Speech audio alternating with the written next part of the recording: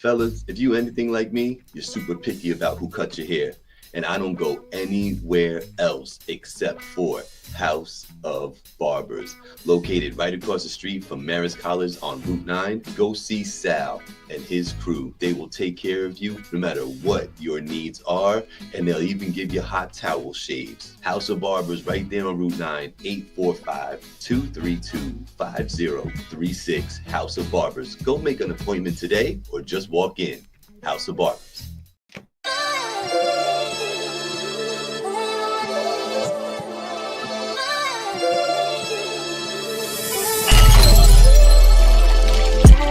It's finally TV, but you don't need cable or sling to see me.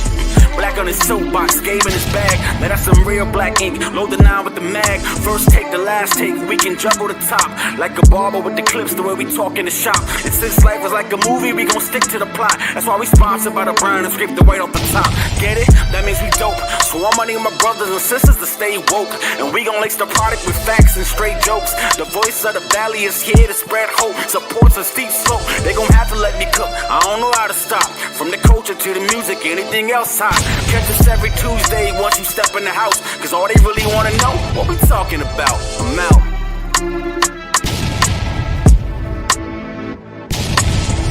Oh, and here we go. Another episode of What We Talking About.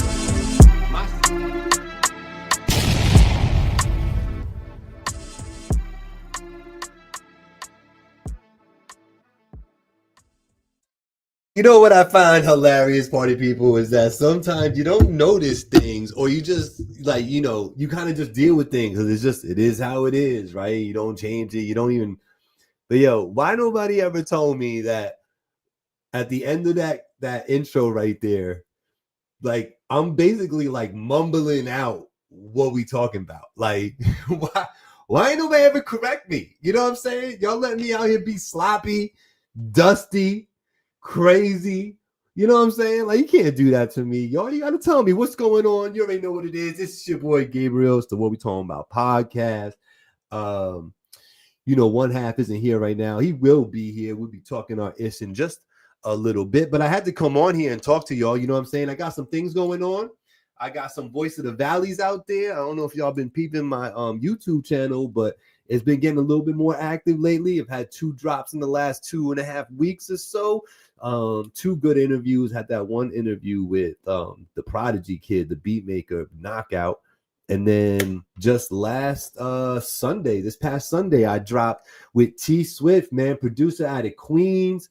Some of his notable affiliations are with like Prince Poe and Organized Confusion. Of course, that comes along with the one and only Pharoah Monch and all that, so he's been in the studio with some heavyweights. He's done song with some heavyweights. I think it would be a great listen for any and all, but especially producers. We touch on like the different machines that he used for like beat making along the way, like the progression of it all. So it was kind of cool to hear like what he was making beats on, and definitely a cool listen. Definitely something I would check out if you're into it. That's Voice of the Valley with T Swift, producer out of Queens, New York, right on Finally TV. And like I say, this is what we talking about. You know what I mean? Want to say shout out to the sponsor. Y'all saw the commercial for them. Sal up at House of Barbers is a great dude. It's a locally owned business. This is not a franchise. He's doing this with his own too. He's got put together a great team over there. They'll handle all that for you. So, y'all with kids and all that, and you need somewhere to take them there. When I'm getting my cut, I see at least 2 or 3 little ones coming through, getting shaped up real quick, and everybody knows how to handle that. So, adults, kids, whatever you got going on, man, it's right across the street from Marist College. The thing I like about them, man, and I don't know, like, I know this won't pertain to the whole audience out there, all right? I get it. But I appreciate my barber knowing how to use a pair of scissors. You know what I'm saying? Like, for me, that's important. That's not important for everybody. And he definitely can use them clippers and gives me a nice fade and all that. And so does the rest of his crew. They all give fades and stuff. But I like Sal, man. He's old school with it, man. He can definitely pull the shears out You know what I mean? And Edward Scissorhands some ish. You know what I'm saying? So yo, hit the like, hit the share for me. Let's get some people up in here. We're gonna have some things to talk about. You already know. I'm sure we got to touch on Diddy. You know what I'm saying? We got to touch on the New York Knickerbockers. You know what I'm saying? Lil Durk out here wilding. Like, the problem for me is, yo, I'm gonna tell you, I'm gonna be honest. Hit the like for me. We all watching this together. Hit the like. Let me hit the like too. I am such a hypocrite. Okay, I hit the like too. Y'all hit the like for me, man. Let's go. Gabriel right here. What we talking about? Nah, but it's like, damn, man.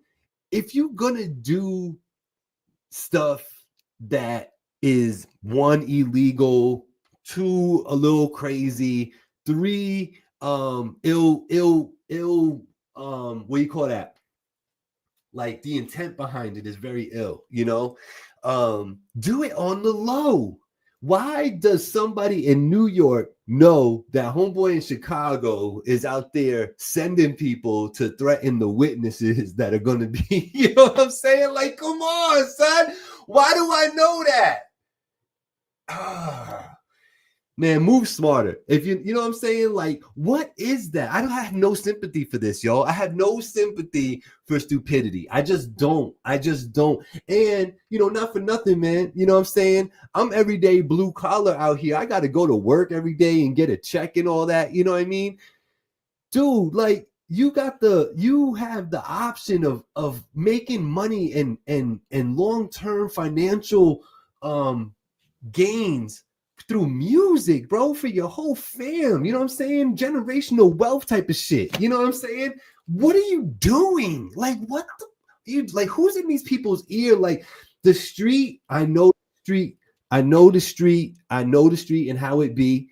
You know what I'm saying? I know how it be, I try to get out and it pulls me back in type of shit. Give me the thumbs up when you're ready. You know what I'm saying? Like, I know that that's the case. But like, damn it, man, where's the line? Where's the person in your ear that's like, bruh, cut the shit. Like, realize what you got going on.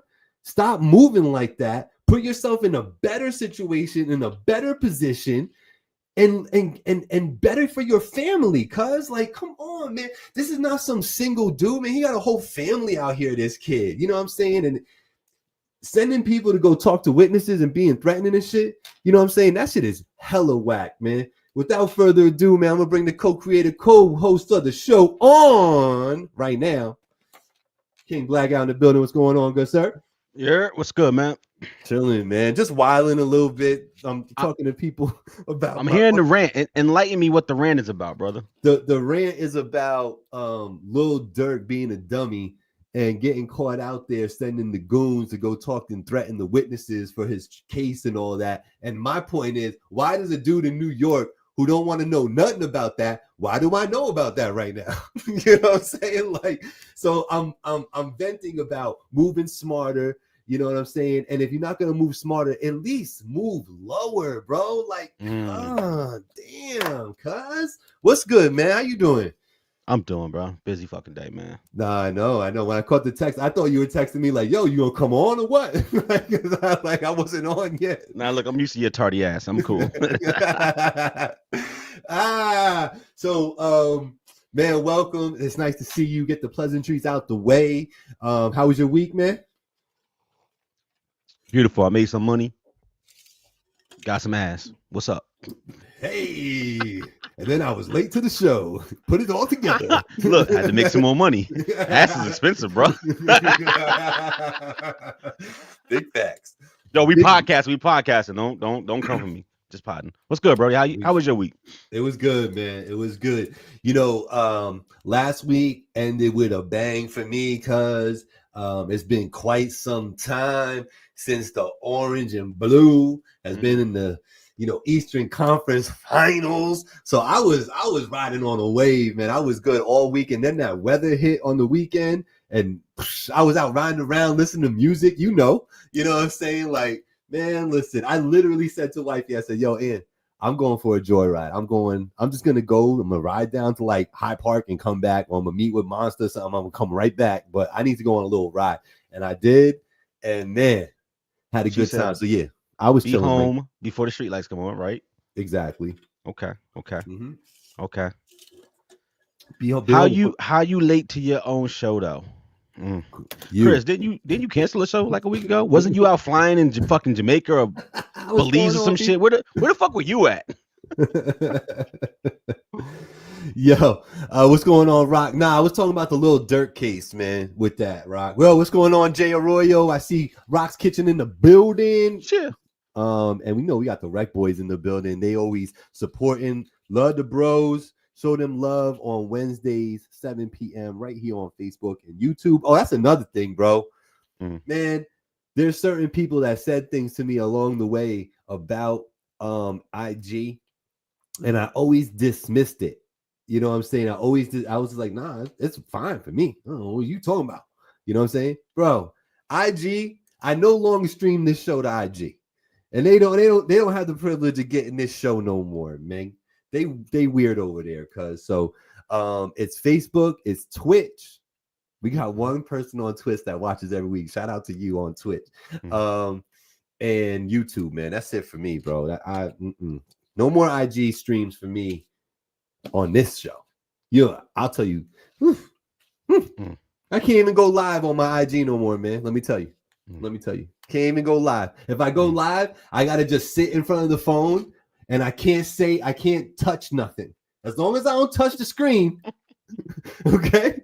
As long as I don't touch the screen, beautiful. I touch the screen, everything's gone. I can't do nothing. So it freezes up. It's acting weird out here. I go look, and it tells me that last year it didn't like what we were talking about. It didn't like what we were talking about 2 times, and ever since then it's been acting weird. So that's why I was like, man, freedom of speech is not free. It's not. No. Copy. No, I guess not. So anyway, as we move along, man, J Royal, IG can kiss my. Go ahead, J Royal. Yo, I know, man. That's what I'm saying, man. Fuck IG right now, because it really cost me a couple of really good interviews, man. It really did, leading up to this battle event. I'm gonna have to pivot and try to do something else now, but you already know. Gabe on Regan time. Yeah, man. He's around the corner. It'd be like 15, aka 2 hours. Yo, I tell you, Jay, I'm actually a pretty punctual person. Actually. And then, when I first met Black, I was very impressed because Black was the first person out of the first 10 or so. I think he was episode 8, I want to say.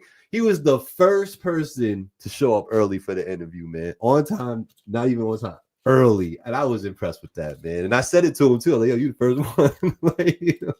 People don't be respecting people's time, man. This is facts. They don't do that. Nah, they really don't, man. So what's on your mind on the early? I know we're going to talk a little Diddy. I got to bring up that Joey Badass Daylight situation.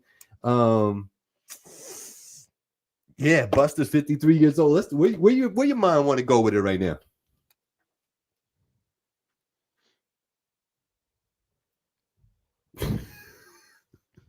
He want to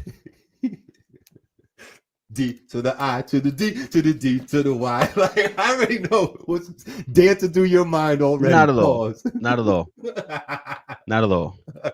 Do men and women even like each other anymore? You wouldn't think so with all the different letters and colors and yeah. I feel like everything is a come up. Everything is once again. I know I got into this habit of season of saying we potting, but I think it's important that I preface that so that when the AI get we potted. I bet. Everything is a come up. Everything is a. Bill Belichick getting engaged last week to a 24-year-old girl. Mm-hmm. I'm not even judging his lifestyle. I just. Engaged her. When you've been a football coach for 50 years, you've seen every play imaginable. So you don't see the play she running on you, or you just don't give a fuck. I think is it because we're so desensitized to being used, we just accept it? Do we even like each other anymore, bro? No, seriously. Even because a parasite and its host, that's a symbiotic relationship, believe it or not, and that's the circle of life. The parasite needs a fucking host to live. That's how God created it, right? With the intention to have hosts and there's gonna be more hosts and parasites so both species can live and live in harmony. Mm-hmm. Are we just like, yo, we don't like each other no more? My job as a man is try to get all the ass I can, and your job as a woman is to take my money while I'm getting the ass that I can get. Yo, tell me, am I wrong though? No, I'm dead ass when I say this. Am I wrong? Man, from my point, go ahead, talk about it. No, I was gonna say, from my point of view, I want to say yes, we still love each other, but you know, your perspective right now is different from mine. You know what I'm saying? So you might have a more true to reality perspective on it than I do. You know what I'm saying? But from my point of view, I will say there is a lot of like, you know, self-sex loving around here. You know what I'm saying? And it does seem very like on the forefront that, yo, give me some money, make my life good, I'll give you this pussy. You know what it is, bro? And once it's gonna be podding, y'all. We podding. AI, we podding. Right. You're 90% Something happened right. last week because I was outside. Thank you, Arroyo. I was outside watching the Knicks get their shit off. So I'm in this location that's public with some other homies. We enjoying the game. Okay. I got approached not once, but twice at the bar. Okay, hey, look, we sitting handsome. You know what I'm saying? But see, Gabe, I'd be okay if that's what somebody said to me. Like, damn, you handsome. What's your name? Harmless. My name is Nunya, but I appreciate that. Well, they say, damn, what car you drive? Is that your car outside? Yo, so see, now we get into it. So the first girl has seen me pull up in the Hell Kizzy and was like, ooh, I like that. What you do? To which I promptly took a blow on my hookah and ignored her. Rightfully so. The second person hit me with yo, those some fire ass shoes you got on.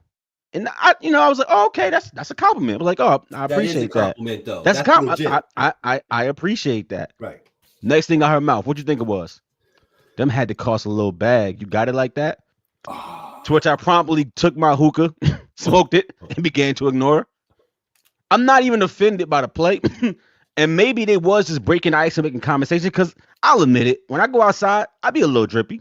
Gabe, I be a little drippy, right? You'd be a little drippy. I'd be a little drippy. So maybe they was trying to break the ice. But for me, it was like this sour taste in my mouth. Like, damn. I'm trying to think about the last time somebody walked up and was like, yo, you got a nice smile. And that was the breaker. It seems to never be nothing but the drip, right? Oh, damn, man, you look good. Damn, your ass fat. And like, there's no actual genuine connections trying to be made anymore. If you're not on the phone and swiping left or right on the screen, you noticing, I guess, just the drip, the peacock. Yeah. And I think people go into that situation just like, you know what it is? You a user, I'm a user. We use each other for different things. Let's just get on with it. Bingo. And I'm just so disgusted by what we turn into as a species at this point. Man, y'all don't want more than just ass? So let me ask you though, what got you here? Was it the fact that Bill Belichick got engaged, or the girls that approached you? That's a fair question. It was really about Bill Belichick, and we was joking. And in my mind, you know, I'm pretty quick on my feet. Y'all watched the Power for 7 years, right? Pretty quick on my feet. Typically, I have like a funny ass comeback, and that conversation will be pretty funny. Yeah. It didn't happen, bro. I was just like, I feel bad for Bill Belichick. And my homie Jose was like, what? Why?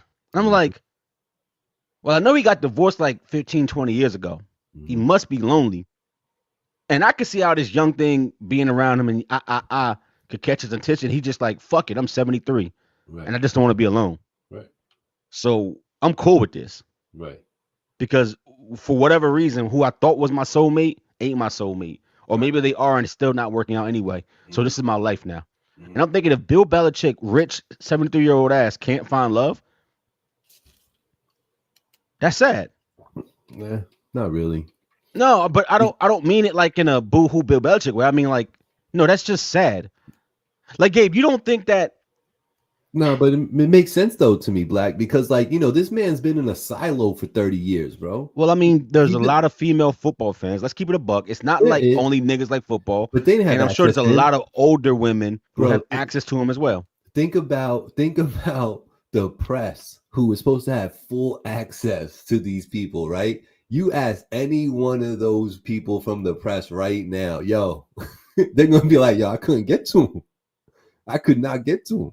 You know what I'm saying? So like, I think he's been in a silo for a long time. He's been focused in a very obsessive way on winning in football, and he proved it out by winning how many 8 Super Bowls or whatever he's got under his belt right now. You know what I'm saying? So I kind of see why, like, he's almost like, the what are those girls called out in PA, the Mormon girls, like. But Gabe, you don't feel like that's projected a little bit? Where you get that from? This man was married 24 years. Mm-hmm.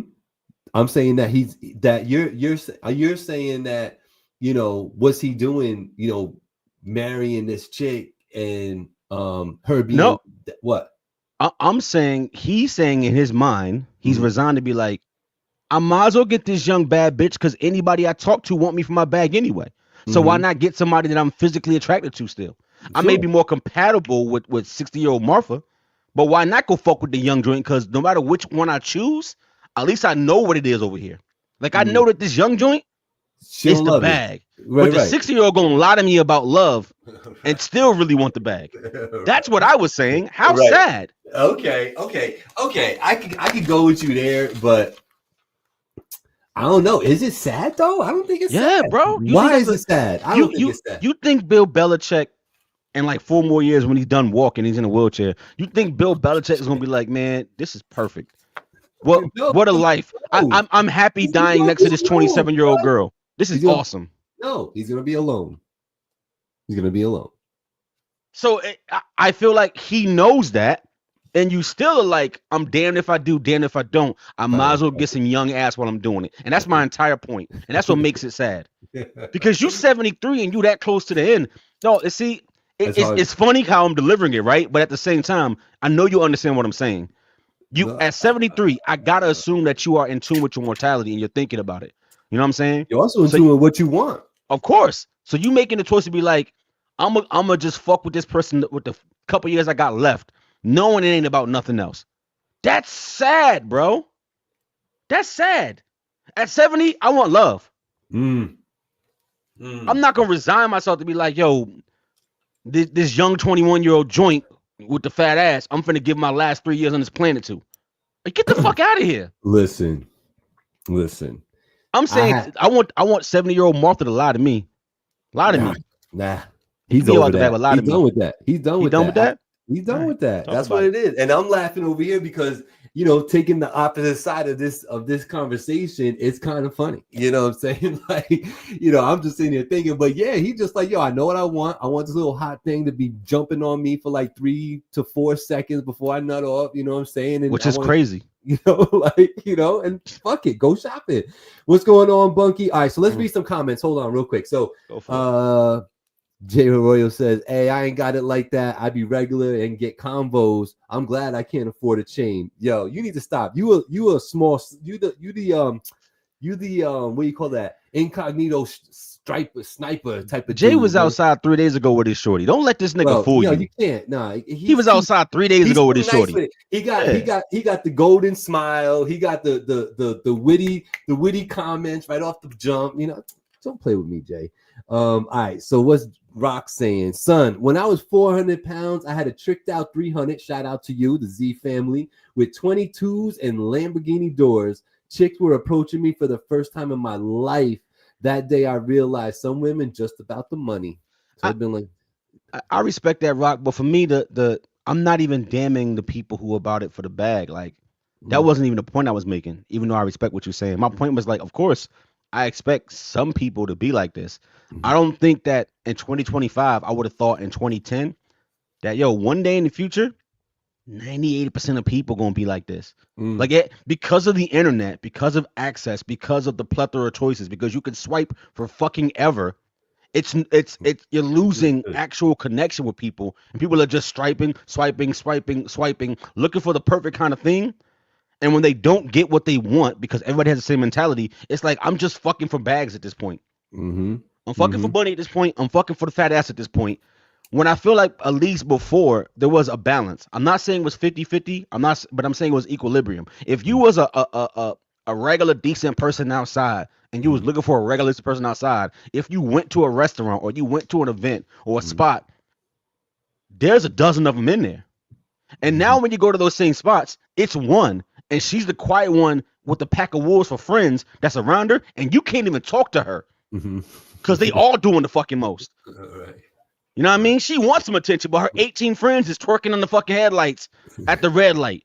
So like, that's more to what I'm speaking to. I really feel like it is completely like shifted.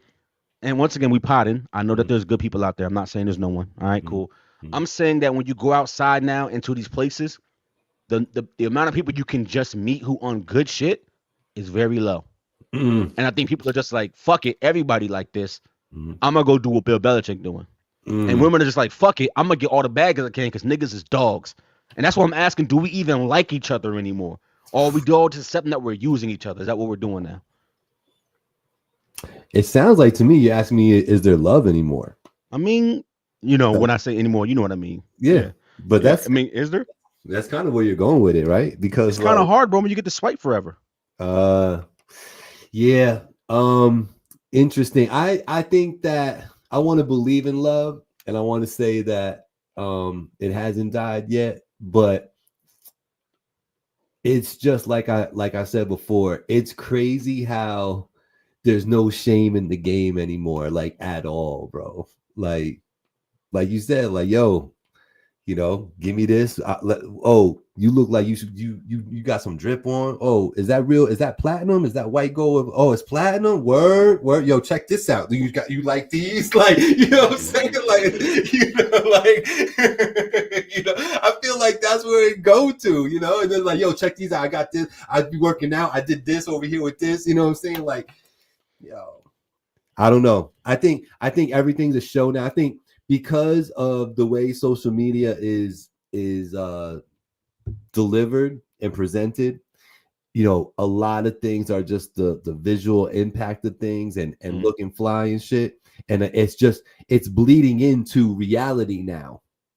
You know what I'm saying? And I think that was always inevitable. And I think that this is the point where the naysayers of the internet, the naysayers of the IGs and the TikToks and all that don't like it, this is what they're talking about. I think because they see into the future a little bit and they're saying, yo, knowing how humans are, how are you going to tell me that this isn't all that's going to matter later? You know what I'm saying? When this scrolling shit is just happening in real life, you know what I'm saying? Like you're not going to be able to stop it. And that's all it's going to be. And you are going to lose the feeling. You are going to lose the commitment. You know what I mean? The loyalty, you know, like, it feels good to know that, yo, been with my girl so long and I know she ain't step out. I don't gotta worry about nothing.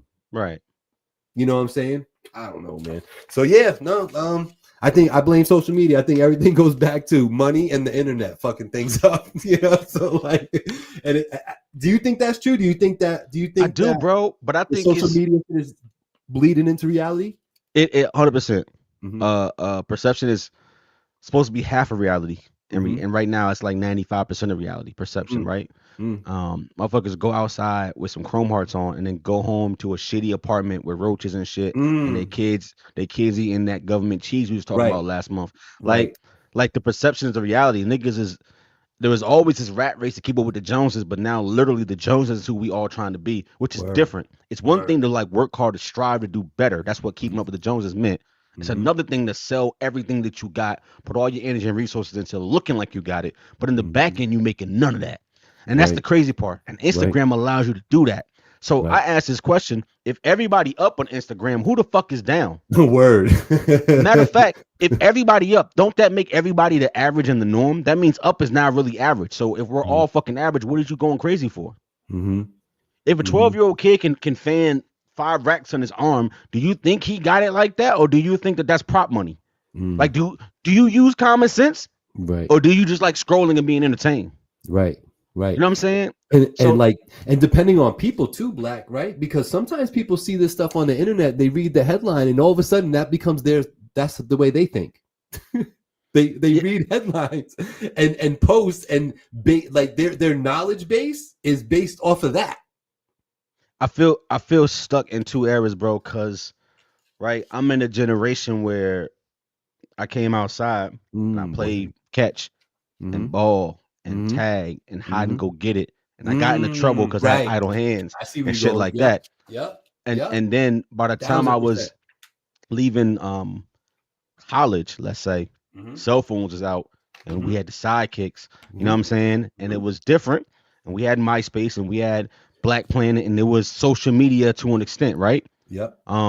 And now here I am, 18 years later, whatever the case may be. And it's completely to the side. So I feel like I've lived half of my life in a dumb world and half my life in a completely connected world. And I'm at odds because my sensibilities, my raisins, what my generation was teaching me was life without that shit. Yep. You know, I met up with a friend over the weekend. And I told him that, yo, I don't like the way we're friends now because all we do is communicate on social. Like, there's no more text. There's no more, yo, I'm going to pull up. There's no more of that. Like, it's good enough to just like my post on Facebook. And you're like, nah, I'm still cool with Gabe. Like, are you? Because, like, you know what I'm saying? Oh, I liked your post. If I was mad at you, I wouldn't like your post. The fuck? You know what I'm saying? Like, what is that? Like, how is our friendship and relationship based on what button you push on the fucking internet, though? Like, what? I got a hot take about that. What? I feel like touching base is not as important because we post everything. So in my mind, I am up to date on what's going on with you. I don't need to actually pick up the phone and call you. You posted it yesterday and I saw what you did. And the day before that, I saw you was out with your mans. And the day before that, I saw that you was on vacation. So I feel like I am connected enough to speed. And me hearting it tells you, yes, I got the message, sir. So we are in tune. And if you look at it like that, it kind of makes sense. That doesn't mean that you value social interaction either less, but think of it from that perspective. If you are unsocial and you're the type of person that posts all the time, and I'm not, but if you are that kind of person, and your friend in real life is following you and hearting your shit every other day and getting their updates, don't they feel like they're connected and they know what's going on? Yeah, I'm sure they do. But that's the problem that I was talking about before with social media bleeding into reality. That's the exact passage. Is it a problem, or is it only a problem if you're not posting your real life? Because this conversation, I would expect the pushback to be, oh, but you don't check in on me, I may be down bad. And my feelings would be like, well, if you posted that you was down bad, then maybe you would get that call. But when you post that your life is up, I'm thinking you good. So what the fuck I need to check in for? No, yeah, if you on the internet lying and shit, then well, everybody lies. Hence the problem we're talking about. I know. Hence the self-eating. Let me get into these comments. Talk about it. In regards to like the Bill Belichick conversation and likewise, it's like the old guy who bought the Charger. They live in the life in their mind, and I get that. I that's what I'm saying. That's what Bill's doing. He's like, yo, I'm gonna get this little young thing. I'm gonna get this little fly shit, and it's gonna be mine. I could touch it whenever. I could be around it, take pictures. People see me out, and whatever she does on her free time, I don't care. I think that's what's happening. Bunky says she thinks it's still sad. I remember we were talking about something. Shout out Bunky. Every Thursday, 7 p.m. That Tinder shit is crazy. These kids have it made. I don't think it's made. I think it's easier to get ass if you got any kind of sauce with you. But I also think that it's harder to make connections. So it's like true. I think it's the devil in one hand and half a dozen in the other. Fact. Like real talk. It's easier to get ass if you got any kind of sauce on the app. But it's harder to bond with people. Because niggas is just like, wait, you 5'11", not 6 foot, swipe? Oh shit. So like where it used to be like, nigga, we at the same school. It's 300 people in my school, in my class, the same grade as me. Those are the people I'm fucking with. I'm bagging one of you. Right. That's all we got. And now it's just like, oh, you're in Connecticut. You're in Jersey. You got planes in Florida. Come see, pull up. It's nasty outside, bro. It's nasty. I've said it for the better part of 10 years now. Me personally, because I know this shit works for other people. Me personally, I would be having a tough time out here single. like personally. You know what I'm saying? I would. I know I would be having a very tough time out here. For you, is that an age thing? Is it like not knowing how to communicate? Is it? No, it's you don't not think that. so? No, for me, it's a like it's a defiance. You know what I mean? And I'd still be going to like the happy hour at a bar somewhere and just sitting there bullshitting until that Miss Wright walks in type of shit. You know what I'm saying? So like I think I'll be down pretty bad right now if I was You would be super down bad because you only gonna get the one with one lung, right? And whoop and cough. That's she the only one in there, and it's 8 dudes. Like, what are you doing, Gabe? That's what I'm saying. Yo, shout out to Angie. Yo, thank you. Like, you know what I'm saying? Yo, so but he right about that. I agree because I know I have some single friends and they say like the dating apps is like it really is hit or miss, and it's like she could be really hot and heavy one moment and then you just never hear from the person in the next. So it's they having 12 conversations at once, and when they finally choose, you get ghosted, and man, the self-esteem hit you must take. You know what I'm saying? It's hard enough just to get the match, but then when you start the conversation and it's dry. Or another thing that's really prevalent is women don't want to say nothing.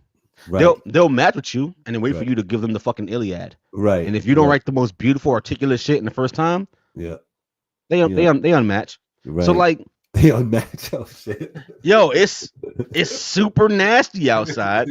You know what I'm saying? I don't. Let me see. No, I know I wouldn't do bad on the apps. I've been in apps before, right? I know I wouldn't do bad.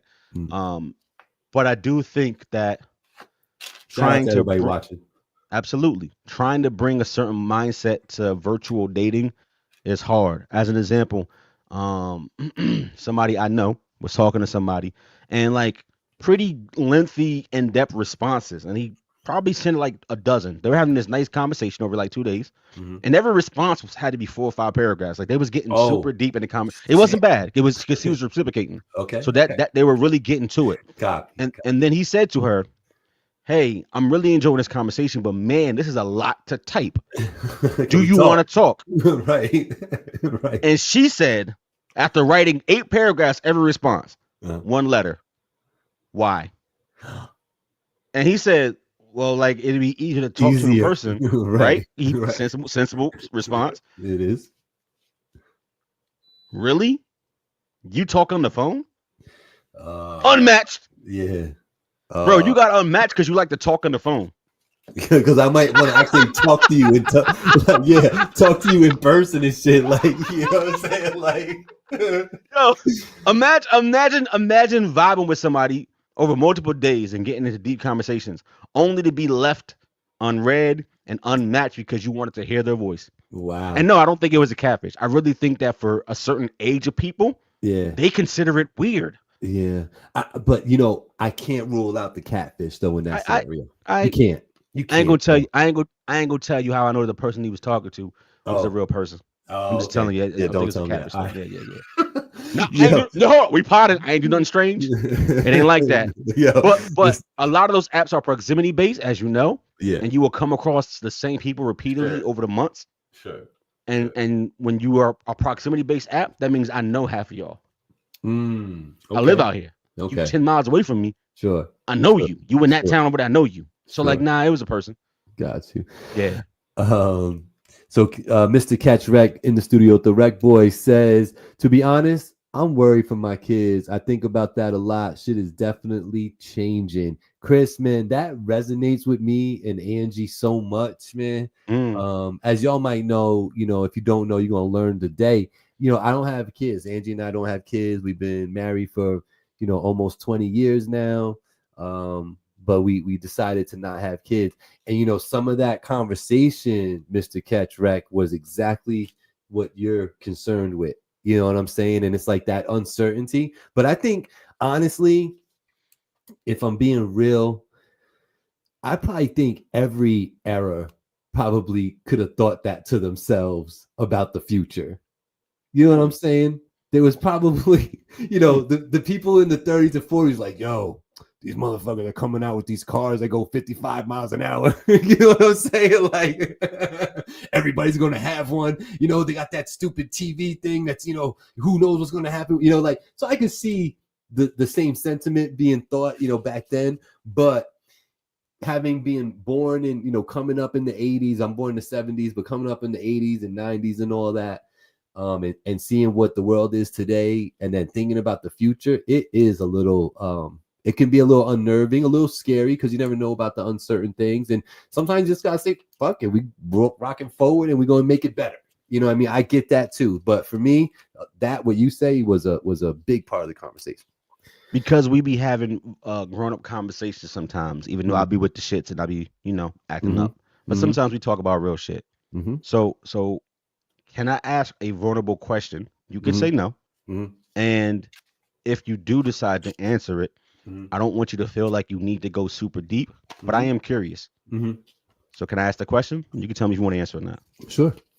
Do you feel like there's a gap there when it comes to parenting for you, like not having kids? Do you ever think about it? Like not obviously you can't rewind time. I don't mean it that way, but like, do you ever think, like, question your decision or think about the what ifs? Sure. Or do you ever feel shit when you're outside and you see kids and families and all that type of shit? Like, does it ever hit you? I guess I could sum that up by saying there have been times where I've thought to myself, or even been told by a colleague or friend or family member, you know, they turn to me and be like, damn, Gay, you know, you'd have been a great father. You know what I mean? And it's like, yeah, you know, I'm with that. I think I would have put my best foot forward with that. You know what I'm saying? But like, but yeah, no, I've reflected in the past before, just like, you know, what would it be like if I had a little 10-year-old right now, you know what I'm saying, running around and shit. But then, you know, all I gotta do, bro, is just go outside. You know, I go to the supermarket, go to the mall, see these crusty ass little parasites hanging on, you know what I'm saying, spending all mom and dad's money. They nasty, they ain't cool. You know what I'm saying, crying, you know what I'm saying, carrying on, embarrassing the parent. And then I'm just like, I'm good.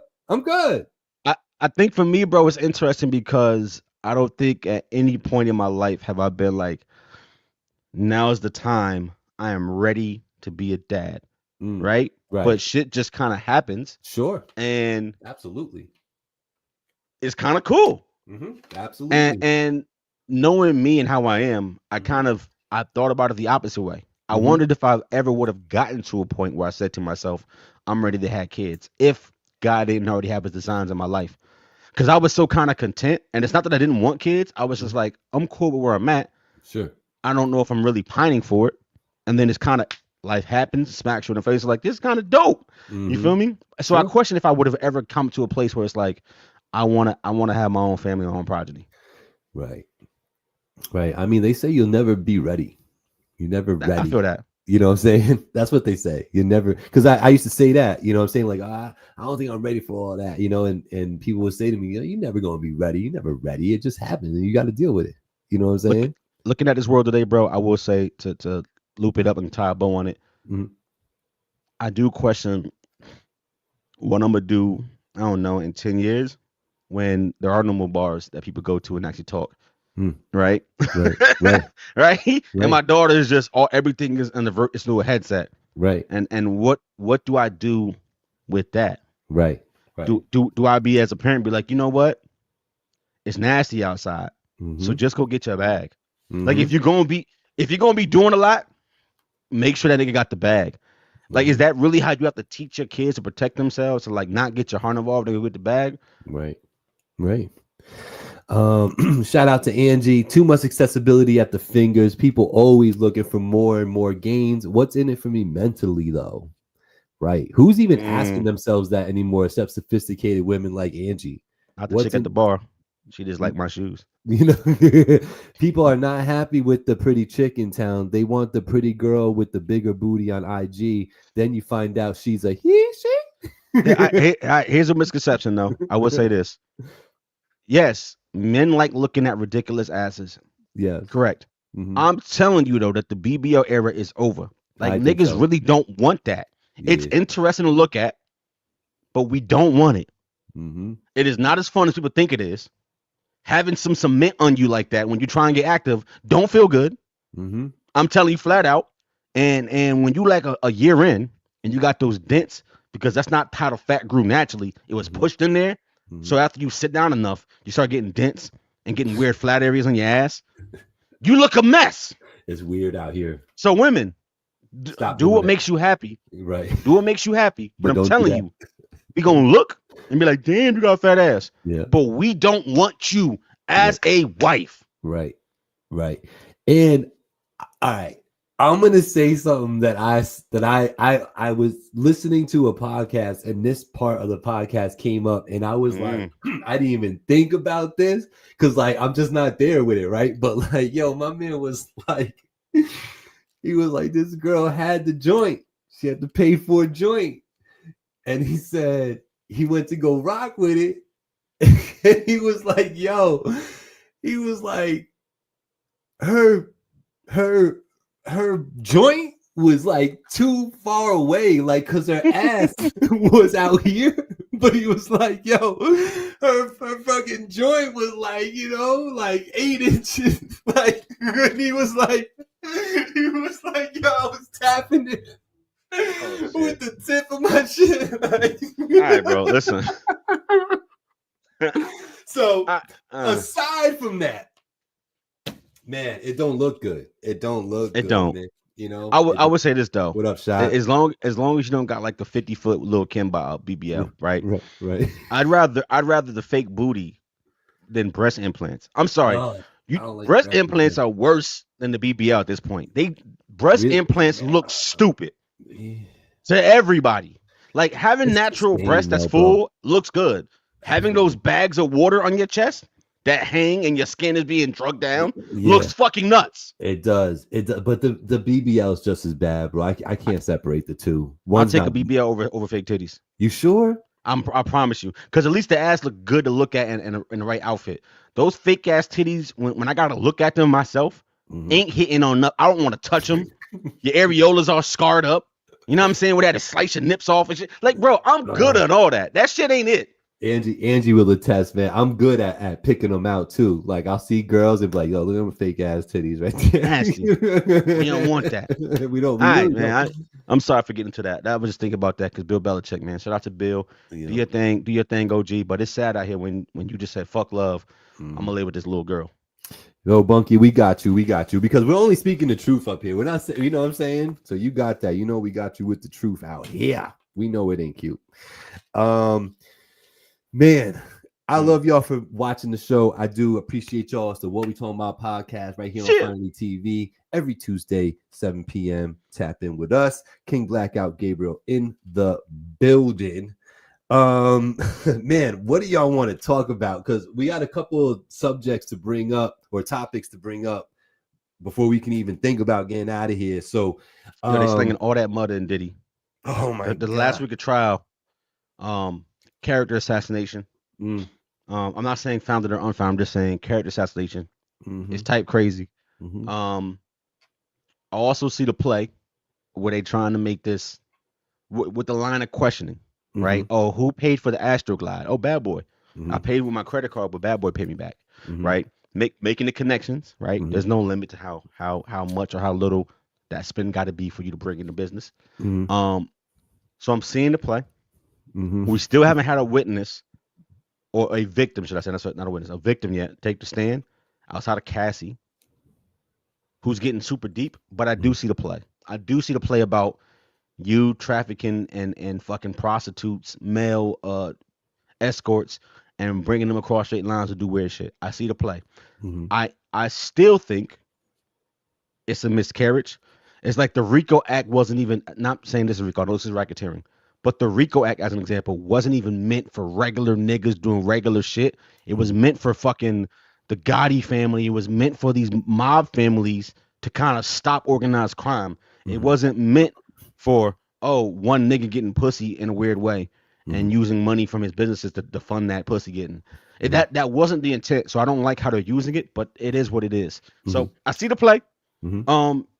Did Diddy do a bunch of nasty criminal shit? Absolutely. And I mean, we said this before the trial started. At least I know I said it. I don't know you said it before too, but I know I said it that he did all that shit. There's no doubt in my mind he did all that shit. I still feel the same way though about the charges, bro. I feel like I have a problem with the overreach to make this bigger than what it is. And I'm not saying that bigger means that it was not as bad. It's just as bad. The shit he did to her is fucking disgusting. I'm gonna be very clear about my view on that. The shit he did to her is disgusting. The grooming, the physical assault, all the nasty shit, disgusting. And as a man, he should be ashamed of himself. And when it's his time to stand before him, he gonna be judged for that. At the same time, I do not think that this racketeering shit is what it is. I'm okay with you charging him with what he's done and him having those sentences. And the reality is that we don't put a premium on domestic abuse and assault. And he gonna do 18 months to 3 to 5 years. And they don't want that. They want to put him away for a long time, if not forever. But I'm not okay with using the judicial system to accomplish that when that's not what he actually did. And that's my only problem. He's a piece of shit. He got to pay for the things that he's done to that woman. That shit is horrible, right? But I still don't like the government using these laws in a way that it wasn't intended. From my point of view, like I see that a little bit differently than you. I see. You always do, bro. Listen, it's the thing, podcasting. The thing is, I don't view the trafficking to be the male escorts. I think what they're trying to prove is that this dude was trafficking Cassie. He was dragging her from city to city and getting people to fuck her. You know what I'm saying? So the case that they're trying to play and the way they're setting it up, to me, the way this is all played out, especially since after the day that we aired, because we only aired after day 2. You know what I'm saying? So then this thing really started to start playing out in 3 and 4, right? And then this week is crazy. It is a lot of like, it's more character building for him, right? But I see it as them trying to build a case where they're trying to say this dude was trafficking Cassie through and through. So that's how they're going to try to bag him on the sex trafficking. They're not going to try to bag him because they went to LA and they found that LA escort to fuck her. That's not what they're saying. They're just proving that he was bringing her everywhere and doing it. So I think that's the way they're going to get him with the sex trafficking. The racketeering part, I think that was all emotional, and I'm gonna explain, because I think people thought that the acts he was committing against her and to other people and women around him, and the violence and just the abuse, verbal and otherwise, I think they were so appalled at it and it was so egregious to them that they didn't want to just get him on a domestic violence type of charge for abuse and all this and that. They didn't want that. They wanted something bigger, because that stuff only carries 5 to 15, things like that. You know, this whole racketeering thing is life. So I think that it was emotional, and they trumped up the charge to the racketeering to try to bag him on everything to get him a longer sentence in jail. That's the way I see it. That's what I just said. We said the same thing about the racketeering part. Okay. But the first part, if that's the case they're trying to make, they dumb. Because how do you see it any other way? Well, because I've never seen a sex trafficking case where the person doing the trafficking didn't profit off of that. So you sex trafficking somebody so that you can give them money, give the person doing the intercourse with the victim and give them money. That doesn't make any sense. And I'm curious as to how it's written literally like verbatim in the law book. Me too. Like because sex is sex and rape is rape, right? And he's not in trial for that. Right. So he's in trial for sex trafficking, which means, what is the definition of sex trafficking? We read it on here. Right. But what's the actual definition? And if you're telling me that the intent is, I coerce this person to meet me in different states, because last week I broke her jaw. Let's make it extreme. I broke her jaw in New York. And then I went to an award show in LA, and I said, bitch, get on that plane and come have sex with some escorts.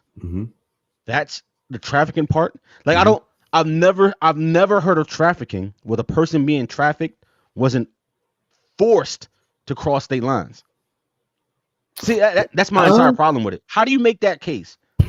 Because like forced is a tough word right there. Like that's part of it, coerced. Though, right? Right. I know they're trying to use that gray area, but like me punching you in the eye in New York and then going to LA and then saying meet me in LA. That's that you don't, Gabe. That's just. Let me ask you this: you don't think that's a stretch? I'm not talking about is Stockholm's real. I'm not talking about any other. I'm asking you: do you think it's a stretch to say I punched you in the eye last week, so this week you better come to LA and fuck some niggas and let me get them some money for fucking you? And that's sex trafficking. Because I want to see it for my own personal enjoyment and gain. Of course. Yeah. You don't think that's a stretch to make that charge fit? You think that was the intent of the charge, of the law? If we find out that I'm asking about what we know right now. No. Okay. No pontificating. Right. Right now. Do you think that's a stretch? Yeah, it is a little bit of a stretch, yes. So my only point was I don't like that element of it. Because I think there's enough things that you've done. You should go to jail for the things that you've done. Like, it's like when they get a nigga, they pull him over. And I smell a little weed in the car. Right. You're a black dude. And I don't like that. And I can get you for the weed and you don't get 6 months of probation. Right. But I'm going to throw the hammer in the back seat now and give you 10. Right. Because I don't like you, little nigga. Right. I'm divorcing myself from all the other shit that Diddy has done and focused on the part of, is it okay to do that? Right. It's okay to throw the hammer in the back seat and try to railroad him because he needs more than 5 because he was depraved. But the law says he only gets 5 for beating his girlfriend. So give him the 5. And we're supposed to be okay with you twisting the system to try to give him a life charge because you don't like him? I'm talking about principle only, not about him being disgusting. Right. Because the same way they use that, they weaponize that shit for him, is the same way they weaponize it for Tory and why he's doing a dime right now. And it's the same way they weaponize against black people all over the place where they throw that hammer in the back seat when all you had was a dime bag of weed. There's one part of me, like, and I've said this before too, is that it's like we have to let it develop and unfold too a little bit to see like where they're ultimately driving this case to, right? If you're the prosecution, if you're the defense, you're just set out to show, I didn't force anybody. I told them where to be and what I wanted, and they obliged. That's what happened. You know what I mean? The reason why they obliged, I don't know. You ask them. Because she loved him. You know what I'm saying? Ask them. And that's the defense's position through this whole thing is that right there. Like, I'm just a mogul. I want things. I love to do this, that, and the third. I'm telling you this is what I want, and you're doing it. And that's all it. Right, let me reframe this one time though, because I said this last week and it kind of rung a bell with you. This isn't the people of the state of New York and Cassie versus Sean Combs. It's just a federal case. So if you're trying to say he trafficked Cassie, and that's the only person that he trafficked was Cassie, and she's not even a complainant in your own trial against him, she's not a complainant, then what the fuck are you doing it for? If not because it's personal. Think about that. If I'm the victim of a crime, right? I am a party to that complaint. Now, yes, the Fed can bring up charges without your input, which is exactly what they've done. They can do that. And they're using your testimony to get a charge. But if you aren't even the complainant and the own crime against you, you know what normally happens, Gabe? There are no charges. When there's domestic battery and somebody I'm not fucking testifying against a nigga who just punched me in the eye, guess what happens? They drop it because they can't prosecute. Right? When somebody gets shot in the hood and nobody snitches, guess what happens? Cold case. So we got this thing that took place with Cassie, and she ain't trying to put the nigga in jail. So why are you? But my point being, Gabe, if she's the only victim and they're saying she's the one was being trafficked. Right. That part. Then why are you, federal government? Tell me that don't look fucked up. It does. So she don't want to put him in jail, but you do? Right. No, Cassie, he did you wrong. Bitch, I got 20 million. I'm good. And I like to freak off some climbs. And you know what I mean? She's good. She said she didn't get her money yet. I mean, neither here nor there. She needs that. But like, I've never seen a case like this, bro. I've never seen a case like this. The victim is there. It's not even like the person's dead. That's different. You gotta get justice for them and they're gone. Right. The person's there and they're not even a party to your fucking indictment. Man. Just the government trying to weaponize what they can do and get you for the things that you've done. To a person who says, I'm a victim, but I'm cool. Did he do it? Did he do it? He definitely all that shit. I was saying to Angie though, I was like, Ange, the one thing about all this is like, if you dove into any other mogul type of person's life, you're gonna come across some shit that's super questionable. It's just inevitable. I can't put dirt on everybody's jacket. You can, but I can say with enough confidence that I'm pretty sure that all of these people, men and women in positions of power that are very wealthy, if you dig enough and look enough and get truth enough, you will see some really questionable shit happening. So like, I don't think he's some like outlier heathen, because some of these media outlets, when they're telling the same exact Twitter feed that everybody else is looking at, somehow like they tell it in a way that's very demonizing. You know what I'm saying? Like it's crazy, like the emphasis on certain words versus not. You know what I'm saying? It's like I like to read things. I like to hear things back about, from people who are more even keel, and they're just reading the words. They're not skewing my thought on what is being said and written, because they're all reading a shorthand Twitter feed anyway. It's not like they're reading the full transcript. You know what I'm saying? So sorry, bro. Shot said, nah. Talk about it, Shot. What are you saying not to, bro? Go ahead, Gabe. Sorry. No. I'm just saying that we're all getting this information, in a delayed type of way, but kind of real time. I'm appreciating some of the bloggers out there that are doing their thing.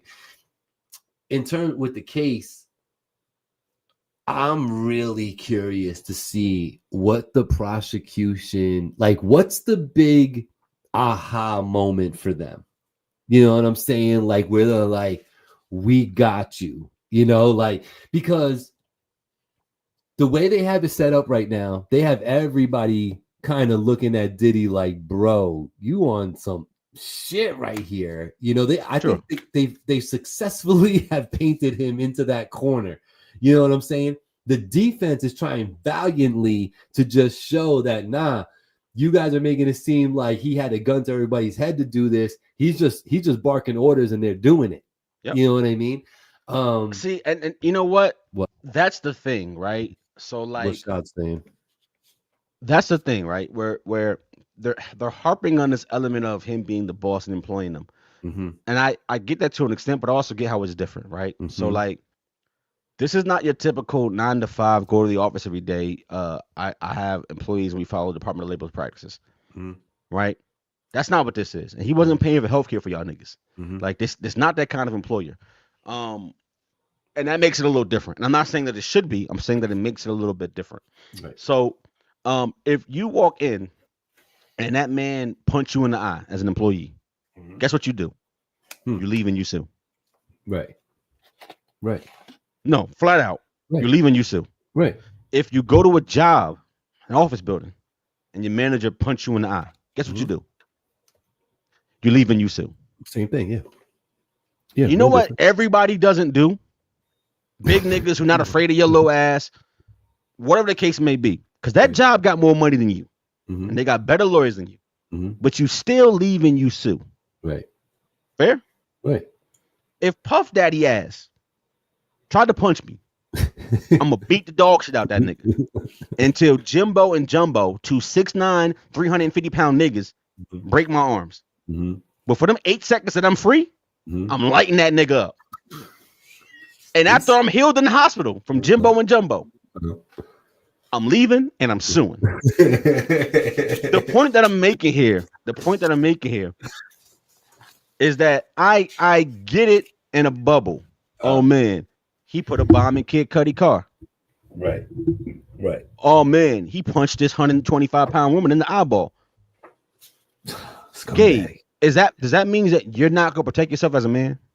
Because I'm listening to all this testimony and all these grown ass, big ass niggas talk. I ain't do nothing. He the boss. You leave and you sue. Every single time you leave and you sue. That nigga by himself is not compelling y'all to do nothing. You know what I don't hear when we talk about coercion and making people do shit, the racketeering part of this? I don't hear, all these security niggas is walking around with the blicks, putting on the people saying, get down and lay down. Or going to Cassie's crib and dragging him to the SUV saying, did he trying to fuck get in the backseat with the burner to a noggin? If you're not hearing that. You're not hearing that. Right. So when you got enforcers and that's how you're moving, and there's this fear around everything that you do, that's different. That, oh man, if I ever get to see Puffin physically one-on-one in person, he might punch me. How about don't go where he is? How about you leave and you sue? Gabe, you think one man put fear in 500 different people? No. You think he gonna whoop 500 of y'all asses? I don't think he can whoop any of them. I don't think he can whoop any of them. I'm not victim blaming. I'm saying that, and we can move on after this. Yeah. My problem with all this shit is that I do not think that the laws, not even I think, the law, it was not intended for this type of activities and crimes. It's not a single person told some of his bodyguards and personal assistants to go get Astroglide and Baby Yo-Yo in jails, right? And book me hotel rooms. And then the girl who I'm dating, who I'm also beating her ass, I tell her, go book hookers and have sex with them in front of me while I say, take that, and record it. That's not what racketeering was about. That's not what sex trafficking is about. If he was taking women off the street and doing this, I'm with it. If every single girlfriend he was with was being forced to do this, I'm with it. When there's a pattern of behavior, I'm with it. But when that pattern is literally singular to one individual who's in a public, verbally acknowledged relationship with you for a decade, this is a stretch. If you think of the face of what I'm saying, it makes sense. If the only victim is the person you've been with for 10 years of your life, and you have no pattern, and you haven't done it to nobody else, what the fuck is the racketeering? Because he uses business to pay for it all. Well, Gabe, I go to work every day, and I get a paycheck from my business. If I use their money to buy, no, it's not. You go to work. It's not. No, it's different. Hold on. Cassie was an employee. No. The DA said it. Cassie, it's not different. It is. Cassie, it's not different. It is because he's hold the on. owner of the company. That's not the point that I'm making. That's not the point that I'm making. Okay. Cassie was an employee of Bad Boy Enterprises. Right. She was an employee of his. Right. You talking about the resources that he used to do this. It doesn't matter that he's the majority shareholder in that business. It does. Hold on. It doesn't matter that he's the majority shareholder. What they're saying is that the enterprise itself is facilitating it. The enterprise itself is set up so that he can do this thing. I'm asking you, Gabe, do you think that Bad Boy Enterprises exists to do sex trafficking? Or does it exist as an actual entertainment company to do that? I think it exists as an actual entertainment company, but that also is supplying the funds to do his shenanigans. To do what shenanigans? His personal shenanigans that he likes. What's wrong with that? He's the majority shareholder. He can take that money from wherever he wants to and do it as he pleases. Right. And I guess their point is until you start using that money to hire security and goons and shit and making sure that freak offs are happening without interruption and that you got. I don't understand what a crime is though. You haven't given me a crime yet. And see, that's the part I have with that. Hold on, but there is testimony where Cassie is saying she's at a freak off location and the place is lined with his security and that she ain't going nowhere. Because they threatened her? Because they told her you ain't going nowhere. The security said to her, you're not leaving. She said, I felt fear. Okay, cool. So security never said it? If I got a security guard in front of me, shades on, standing with his arms crossed with a blicky on his side, and I want to leave and he goes, you're not leaving or I'm not moving, what are you going to do if you're Cassie? So that's what she said happened? She tried to leave and the security guard stood in her way? She's saying that she felt like she could not leave. That's not what I'm asking. See, you sound like them niggas. I'm trying to tell you. Did she try to leave and the security guard didn't allow her to leave? Because the assumption, once again, assumption is yes, though, to that. Did she say that? Because if she was understanding, could have said that's what happened. Or is it just I felt this way?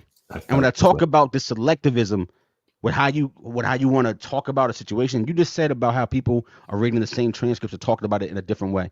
Those same security, there were people in that security detail that she trusted. She said that her own self, who were also big niggas with guns on the hip, right? Oh, but that big nigga I trust, but this one I don't know him that well, and I was threatened. Like, you can choose that shit all you want to, but you've been around these niggas for 10 years.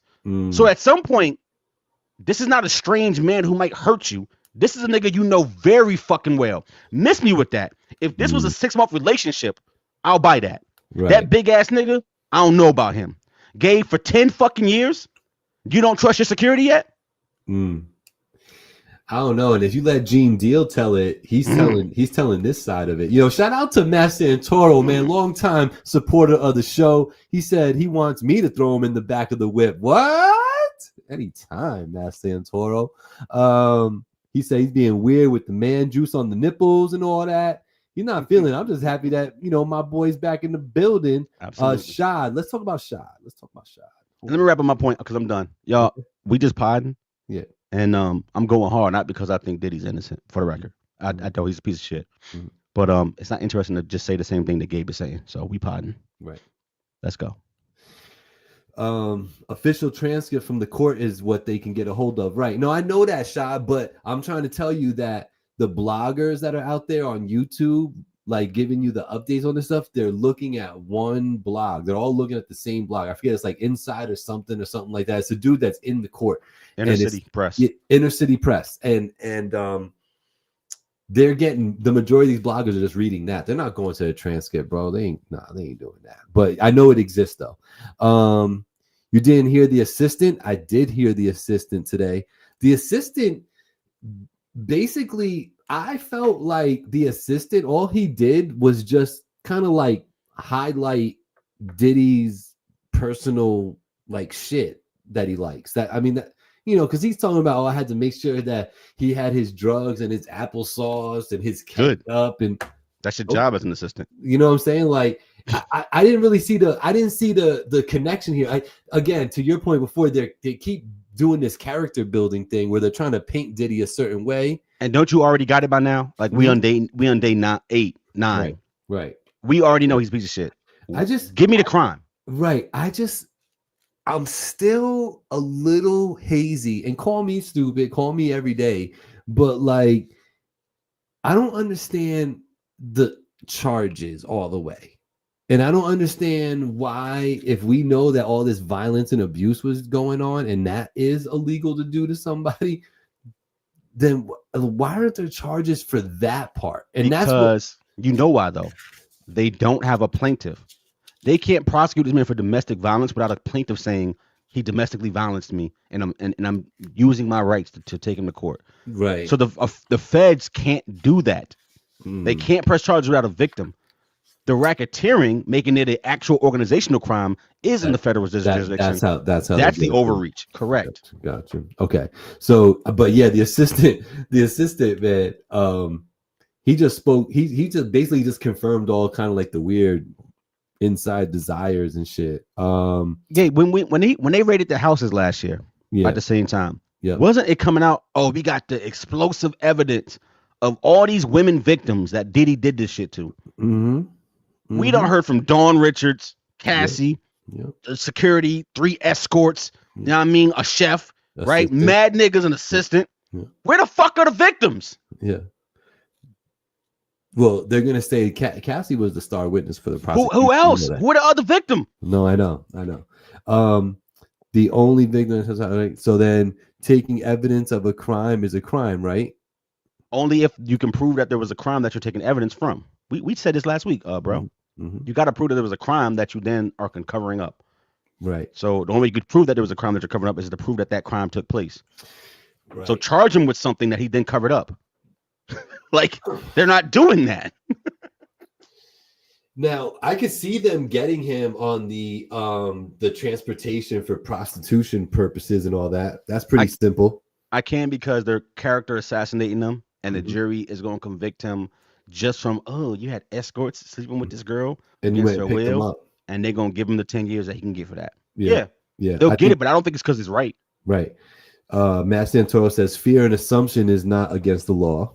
Never has been. That's what we were talking about before about the security line in the room, and need to hear that they made her stay, and that's kind of he's kind of speaking from your perspective right now. You know what I'm saying? Fuck Matt Santoro for that. I'm like, shout out to Matt Santoro, man. But yo, the reason why I shout him out is because the first thing he said was, "Let's go Knicks!" The New York Knickerbockers tomorrow night, game 1 of the Eastern Conference Finals, son. Where you at with it? You excited? You don't look very fucking excited. You started off the show with this. Why are we back on it? Listen, I want to know about what you think about the Indiana Pacers versus the New York Knickerbockers. How you feel about that series, brother? Go Knicks. Go Knicks. Where you got them at? Knicks in what? 6. Knicks in 6. Y'all heard it here. Get your prize picks together. Gabe, where your vote at? What you got?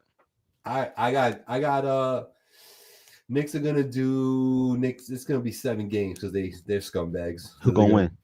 The Knicks. Knicks in 7. Knicks in 7. All right, bet. Yeah, I think Indiana's a lot tougher than people remember. I don't know why they would forget, but and I think it'll be. You're gonna think I'm crazy, but I think it's gonna be Minnesota Knicks. You're definitely crazy because the Thunder gonna drag them boys. Did you know that they went 64 and 16 or 14, whatever the fuck ridiculous? It was like 60 plus wins. Yeah. And not even 20 losses.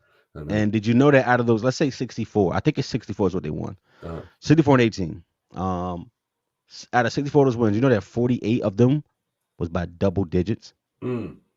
That is absurd. But I mean, that means they blow out everybody. They took 7 games to get past Denver, though. I mean, but Denver is a monster. But they also blew Denver out 3 times, and the last time by 40. That was ugly. That was ugly. That game 7 was ugly. Their hearts. So don't sleep on OKC, bro. I think it's OKC in New York. That's OKC in New York. Okay. Shout out to you. You got the Knicks winning? First chip in a minute? I don't know. It depends if what we see happens. So I'll wait until I see who makes it to the finals. If I can see Minnesota beating OKC, you know how I feel about if the Knicks can do it. You know. All right. What else we got? Shout out to Busta Rhymes, 53 years old today. Stop dropping whack albums, bro. Stop Busta. Just retire. Bust. Now, I know you've been busy with work, so you may not be in tune because you looked a little deer in headlights when I said it before. Are you aware of the Joey Badass Daylight situation right now? Yes, I'm aware of that really weak beef. Yes. Oh shit! And it's bigger than Daylight. I mean, you got Ray Vaughn, you got the West versus Right shit going on. Nobody's worried about Ray Vaughn. Everybody wants hard. to see Kendrick come outside. That's what they want to see. Yeah, Ray Vaughn versus kind of hard. But go ahead. What you want to talk about? You want to talk about the battle that nobody outside of hardcore hip hop fans know what's happening? Let's talk about it. Let's go. Why can't you guys know about this stuff? This is the core, the heart. Joey Badass ain't got a top 40 record to his name and been busy making shorts. Making shorts and being grownish and blackish, being an actor. Right? That's what Joey Badass been doing. Being an actor and making jean shorts that you buy. That's why Daylight thought it was going to be an easy win, but lo and behold, here comes Joey Badass. Daylight is Drake's ghostwriter. Yeah, he's ridiculous. And outside of niggas that watch URL, nobody in the mainstream knows who he is. So when you talk about the battle not heard around the world, this is it. I'm with the shits, and you one of them. I love this, man. And not for nothing, being a battle rap fan. I'm skewed towards Day. I know. I gotta say, Joey came with that shit. Watch these lies, yo. Gabe, name a single Joey Badass song. 0. I had known 0. Thank you. I hated his second album. I thought it was the most trash thing in the whole world. You know what I'm saying? But yo, Joey's bringing it with this. He did okay. The last one, Crash Dummy. The beat is hard. The shit is hard. The shit is hard. You know what I'm saying? Crash Dummy's hard. But I will say, I like the Ayo by Daylight right before that one. So you know what though, bro? It's hard. It's hard when 85% of people listening to this don't get the references because we don't know these niggas. See, the Drake and Kendrick shit work because we know these niggas. Yeah, I know. Nobody knows what the fuck you talking about. Who that girl you just named? I don't know that bitch. Yeah. It makes this shit unimpactful, bro. I know. Well, something impactful is they're holding your boy Chris Brown. They hold him right in his cell. Yo, why ain't Chris Brown in jail? Didn't he domestic violence Rihanna? Word. All right. How come the Fed ain't come jump? Never mind. I'll be quiet. Listen. Go ahead, bro. Go ahead. So he's still overseas in jail until the 13th. Yeah. Good for him. You know, good for him. It's on some bullshit though. 2 years ago, is that bullshit? Yeah. How is assaulting somebody with a bottle bullshit? Please tell me, Mister by the book, Mr. Straight Edge, Mr. Straight Man in the podcast. Listen, how is hitting somebody with a bottle okay? Because fuck you, first of all. You know what I'm saying? It's my show, and you're not gonna be pulling on my fucking shit and get off of me and take this bottle with you. I just think this dude just has bad karma, and I think he does bad things, and you know, and I just think he pays for it. He got paid for it, and this is the way he pays for it. You know, so Chris Brown out there looking bad right now. What else do I have on my I think list? This helps him. Doesn't hurt him. You think it helps him? Yeah. Yeah, people like this shit. People like this shit. There's some women right now who, while they might dog him, they still paying $1,000 to get their ass grabbed in a photo with him. Remember, that's still happening. So all these people on the internet talking about how he's a piece of shit for the things that he's done, still going to his concerts, still selling out arenas, and still paying a rack for him to hold you like a wheelbarrow in a photo without your man in it. You want to hear the God to honest truth, bro? Talk about when I heard about this whole Chris Brown got arrested and he was trying to do his shows, he's supposed to be on a tour, and I'm listening to the report, I literally was saying to myself, please don't be a girl. Please don't be a girl. Please don't be a girl. And thankfully, this has nothing to do with him beating up a woman or putting his hands on a girl. You know what I'm saying? So thanks for that, Mr. Brown. Thanks for beating up another dude, you know, throwing shit at a dude. Thank you very much. So aside from that, I'm off that. But yes, Chris Brown, man, do better. Shout out to From the Ground Up.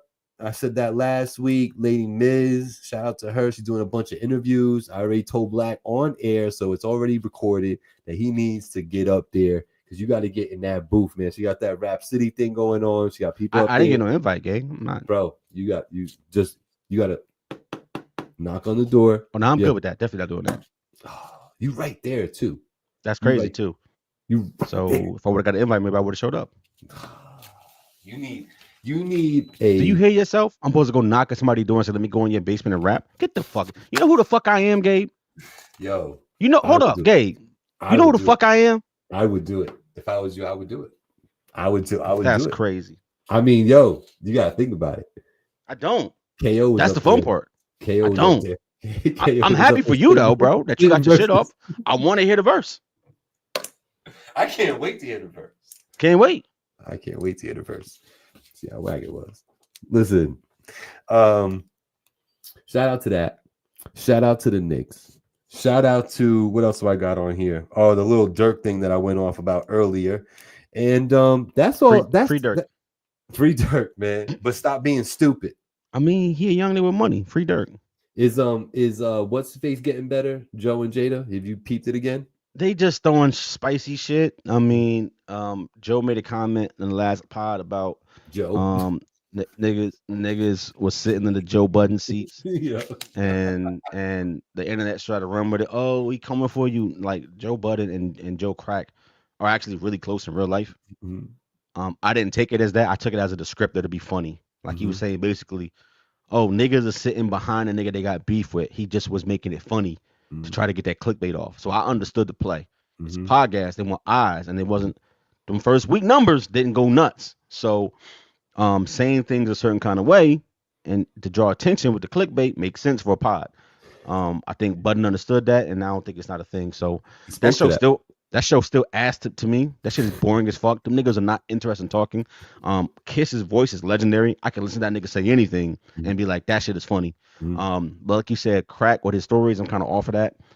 I don't think they got chemistry. It's rarely. It's like a little forced. It's forced as fuck. And I gotta think that in real life these niggas talking would just talk normal. And that kind of shows you the difference between people who do that and who don't do that. Like with Cam and Mace, there's a built-in rapport and it's obvious. Yeah. The way they back and forth. And Stat Baby plays an important role. I like Stat Baby. Stat Baby, absolutely. She plays an important role on the show. You know what I mean? So shout out to her. Sir. Yeah. Question for you. Yeah. You see all the extra shit coming out about Tory? Yeah. How apparently they had other testimony that said this. How apparently that trace evidence of gunpowder was literally 0.1%. It wasn't even a whole percent, which 99% of the time they were told means that, oh, somebody close to you fired a gun, and that's how you got that trace amount on you. Right. You don't get trace amounts of gunpowder by firing a gun. Right. As a nigga who shoots guns, right, you don't get trace amounts. You're gonna get more than 0.1%. Right. So it's consistent with the eyewitness who said, I saw two women fighting and a gun went off and a man tried to break it up. Because that was a witness that didn't let testify, but we heard about beforehand. Right. It's also consistent with the driver of the vehicle who said Kelsey and Meg were the ones fighting over the gun at first, fighting at first. Did you see that the representative out there from California put out this big ass thing to Governor Gavin Newsom to pardon Tory, saying if we can't make the rules adjustments, treat this man fairly, we can just use the ultimate pardon power because Gavin Newsom can pardon him and let him out right now. Right. Gabe, but all this shit coming out, there's a thing called plausible deniability. Right. It's one thing if I see you on a videotape do something. You did that thing all day long. It's another thing if I hear evidence and I make up my mind based on what I believe in the testimony. That's fine. We did it all the time. But when there's so many things telling you that this is not clear, I'm not saying he's innocent or guilty. Right. Telling you that it's not clear. How the fuck do you go to prison for 10 years? And with all this shit coming out at this point, my feeling is, let's just say that Tory did it. How long has he been in prison? I don't know. It's been like what, a year and a half now? Is it that long? No, bro. It's been almost 4 years. Has it been that long? Wow. I just don't think the man deserved 10 years, even if they said they did what he did. But anyway. So what I'm saying is, pardon him. Yeah. Even if you think he did it, I'm saying there's enough doubt. 3 to 4 years. That's enough. The fuck he got 10 years for? Yeah. No, the 10-year thing doesn't make sense to me.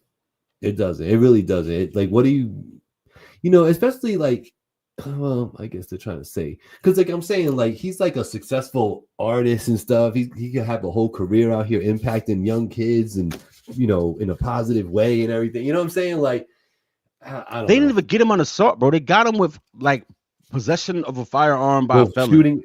Shooting a firearm in public or some shit like that. Right, like not even actually shooting Meg. Right, no. Which once again to me means y'all couldn't make a case, so you gave the trumped up bullshit charges to back somebody. Right. I hate this judicial system, gang. That is dumb. If I do a crime, send me to jail for that thing I did. Right. Not for this other shit because you can't catch me. Right. Meek Mill went to jail for popping a willie. I'm gonna remind y'all that they violated that nigga for popping a willie. Public nuisance. Get the fuck out of here. The nigga was in jail for guns and shit. He popped a willie, which is not guns and shit. It's not gang shit. Why are you dragging it? I haven't done the follow-up either. You know what I'm saying? That I don't even know how he's doing. Tory? Yeah. He's recovered in the hospital. Last thing I saw. 14 stabs, bro. That was a lot of hate right there. Free Tory, dog. Huh? I'm not even mad at Megan at this point, but I'm mad at the system. Oh yeah. Yeah, no, it's because the system is weird, and it's fucked up. It's just not. I don't know, man. It's true. Like even with the Diddy case and like the way the charges are, and for us to have those questions, like we're hearing one thing, but the charges are this. Like, how the fuck are you guys gonna connect these dots? You know what I'm saying? Like, that's why we gotta just see how the whole shit unfolds with that. But with Tory, I could get with you on that. I think a 4 years. 4 years is a long time to be away, man. That's a long time. You know, and to be away from your family, from functioning, like, you know, prison life, you know, as much as we watch Oz and, you know what I'm saying, maybe did an overnight in the jail, yo, prison is not it, man. They don't rehabilitate you as they should. You know what I mean? They don't watch out for your fucking personal safety. Nope. You know what I'm saying? Like, you know, they could care less if you educate yourself and better yourself while you're in there. It's where predators become victims and realize how much better it was being the predator. Yeah. Ooh, y'all not hearing me. It's where predators become the victim and then realize it's better to be the predator. Yeah. And that's why you come outside and you be back in that bullshit. Y'all think it's punishment. I think it's literally making hardened criminals. It's literally reinforcing. When you a pussy, when you the victim, that's what it feel like. It don't engender remorse. It's like, man, fuck this. I'm gonna go back to getting it how I live. Yeah. Wait till there ain't 25 big niggas in a little cell block with me that could do what I want to do. I'm back on demon time. Everybody don't need to be in prison. Yeah, no. And you know, a 3 or 4 year timeout.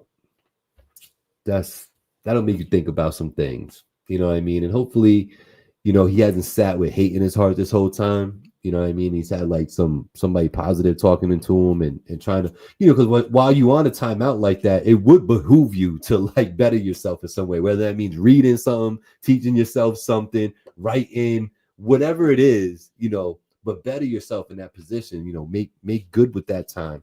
I don't know that everybody does that. And I kind of hope that for him, you know, because he's talented, man, and he's done good things. Like, you know, somebody else has done good things is, man, that dude T Swift, producer out of Queens, New York, who rocks with Prince Poe, done production for Organized Confusion and many more. Go check out his interview on Voice of the Valley right now on Finally TV. That was a dope interview that I had with my boy. Shout out to Drawzilla for that one. I'm at a point now, man, where every morning I get up and I look for Red Reed Entertainment and my man ARP giving me the recap from the Diddy shit. I like that. Now I'm excited that I look forward to a basketball game coming on TV. You know what I'm saying? That's kind of fire. So I'm looking forward to tomorrow.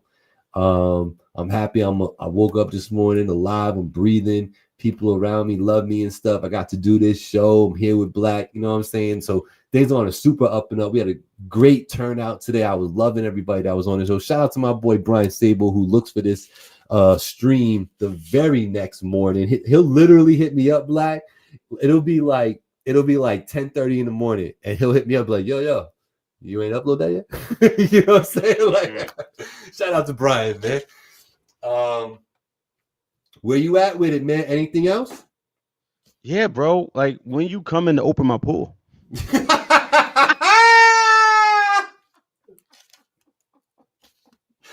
Yeah, look. Wasn't expecting that shit, was you? Yo, man, I gotta do mine too, bro. Yeah, I gotta get a new pump. I think it might be the seals, and I got them, but I'm too scared to do them. Does that happen to you last year? Yeah, at the very end, yeah. So when we closed it was having a problem with the seals? Yeah, like 2 or 3 weeks. You know how to do it? No, the seals, no. I actually had somebody come here and do it for me. Yeah, give me your mans. Give me a guy. It was Rainbow Pools, but you probably do better with Orange County Pools. Them niggas be on bullshit, dog. They do? Yeah, try Rainbow. Rainbow might come out. You know what I'm saying? Because you know what I did? As a matter of fact, Black, what I did was I brought it there because they were saying, oh, we can get a tech out there. And I was like, how about if I just bring it to you? And they were like, yeah, bring it to me. And I got it back like 2 days later. You know what I'm saying? Affordable? So, yeah, no, it wasn't bad. It was cheaper than buying a new pump.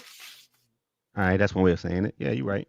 You know what I'm saying? Cheaper than buying a new pump. You know what I'm saying? So, yeah, but Rainbow Pools right there on 52 Fishkill. They did it for me. Copy.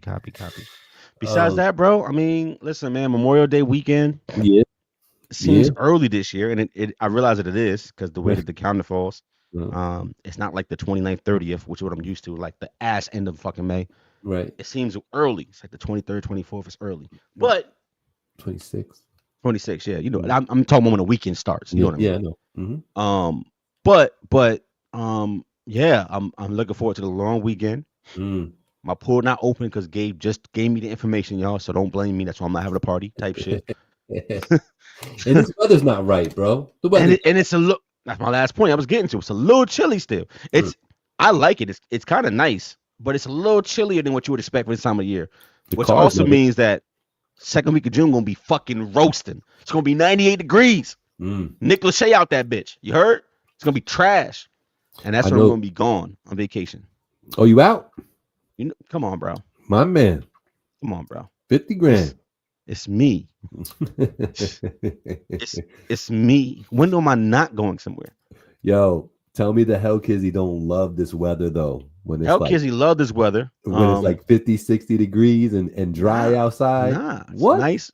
You know what I mean? The biddies be like, ooh. And I just blow my hookah.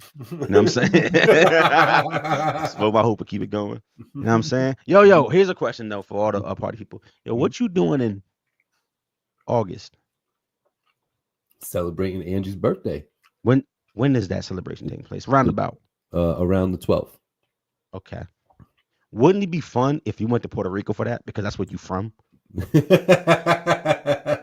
Do you know how hot it is in Puerto Rico? We're going. They would have asked you, bro. We're going in November. Wow, okay, what's up? But wouldn't it also be nice if you was in Puerto Rico during that time? Sure. Because I'm in Puerto Rico literally during that time. Really? Correct. You're going in the hottest month. You going? That's fine. Because what I'm gonna be doing out there is gonna be super cool. Big 6'3", 4", black as hell, blackout. Oh, don't do that. You going out to the hottest month. You going out to Puerto Rico. Yes. You're gonna come back the color of your shirt. I'm cool with that because I'm gonna be having so much fun. What I'm hearing you say is, yes, Black, I absolutely want to go. Yo, listen, you will never hear me say I don't want to go to Puerto Rico. I love that island. That island, talking my language. That island is special. I know for me, I'm biased. I'll tell you that I'm biased, but there's something about the island. Even wifey, man, when we touch down there, it ain't long before she just has this big smile on her face and she hits me with this is what I'm talking about. You know what I'm saying? You gonna retire in PR, right? Probably. That's what's up, bro. Yeah. Can I come visit? Yeah, absolutely. Are you gonna leave the Z with me here though? Maybe. I don't know. I know I'm too big to drive it. I'm gonna sell it. I was gonna say it might not be in the best hands. Look, you know I cannot drive it, sir. I'm gonna sell that shit. I wonder if you could. I really do. Nah. You don't think you could sit in the seat? No, I don't. Not comfortably, no. I don't. Now I don't know how far back them chairs go. I've never sat in it. You're a pretty tall guy too. We're like the same height. Are you comfortable, or are your legs like chicken wings, kind of to the side? No, I was gonna tell you. I feel like if I was taller, it'd be a little cramped. Like I feel like I'm the max height. I'm just about 6'2", and yeah, I feel like I'm there. You know what I'm saying? Like I still got there's a little room like with the clutch. You know what I'm saying? Like okay, but like without shoes, I'm 6'3" and 3/4. If you want to be super technical. Wow. So like I feel like with my shoes on, I'm 6'4" and some change. Yeah. That's not gonna be a good time in that car. Yeah. Yeah, shoes on, I'm definitely over 6'2" for sure. Yeah. No shoes on. I'm like 6 foot and 7/8 type, 6'1" and 7/8. You know what I'm saying? So I say 6'2". Yeah, man. Love that for you. I love that for you. I'll never say that won't be a good time. Can't wait to see you guys. Yeah, I see how you do. So he's gonna send over them tickets because he be balling like that. You know what I'm saying? He got the iced out blackout chain, and when he does that, that's when he buys the airline tickets for your boy. You know, they like the iced out blackout piece. You know what I'm saying? Damn, Poppy. Yo, I bet everybody trying to talk to you. Damn, Poppy. Is that all I gotta do? Is that all I gotta do? Got to ice out. If you get the iced out Gabe joint. No, Finally TV. That's too many letters, girl. That's a lot of money. Gabe is 4 letters. I'm trying to save you a bag. Look, and it has the same effect. You getting just as many bitches. You don't need the extra letters. They charge by the letter, gang. Don't do that. All right, you got Gabe. It's shorter. That's enough. I got all the colors in the logo too. That's gonna be extra. You know? Yo, every fucking color rainbow jewel. $5 500. Yeah. Oh, I bet. Don't do it, gang. Don't do it. I bet. I want to tell you. Yeah. Because I have that one chain, right? You own a chain? I didn't know. I have several chains, but the chain I'm talking about is of my largest chain, right? Yes. I went to get a charm for it, right? So I'm on the internet and I'm like putting it together. And they're like, "Oh, you could get anything you want, customizable. Just upload it." So I uploaded my logo, started building it out a little bit, and they were like, "All right, yeah, we'll look at this, we'll render it, we'll send you the render, and we'll tell you how much it is." So, needless to say, that you didn't get that chain. I didn't get that chain. I didn't get that charm. That charm. Yeah. How much they want? It was in the neighborhood of about. I think the first one was 61,000. How much? 61,000. And then the second one with the no platinum and diamond chips versus actual diamonds was about 12.5. They wanted 12.5, and it was I don't know if y'all could make that out, but it was like about like that. You know what I'm saying? So it hang like right about here. 12.5 for chips and gold, 61,000 for diamonds and platinum. Finally TV. If you would have got the iced out Finally TV piece and told Angie what the bill was, how many black eyes would you have? 2 3. or 2? 3. 3. 3 black eyes. Yeah. Okay. 3 black eyes. Yeah. Don't do what I did. Yeah. I love my blackout piece. And I got a couple pieces, but that is the dumbest, most extraneous purchase I've ever made in my life. Like the rest of my pieces look good. They're not even in the same area code. Right. That thing was so dumb. Let me tell y'all something. I'm not gonna tell you how much it is. But let's just say Angie would have gave me 4 black eyes. What a dumb purchase. Now, the good thing is that it's real. Okay. Them stones don't fall out. They in place very, very nice. Okay, better be. The bad part is that it's custom. Don't nobody want to buy something that says blackout with no C. So what this means is if I ever want to get my lick back, I got to get it for parts. Yeah, you got. Which means I get no value. Yeah, trade it in for weight. Which is trash. So I didn't think about that. I'm thinking, oh, this fire. Did you do? Did you do ahead. white gold or platinum? White gold. Yeah. White gold. Yeah. White gold's nice. Don't get it. Don't get it twisted. Yeah, I can't do platinum, bro. With the stones is fucking. Yeah. Yeah. Hey, at least you did it now before you get your millions later. You know what I'm saying? Like, I mean, yeah, never again. Yeah, that's what I'm saying. I don't care if you gave me $1 million right now. You know what? I'm not buying a chain. Right. Well, I will buy the Finally TV charm. That's fire.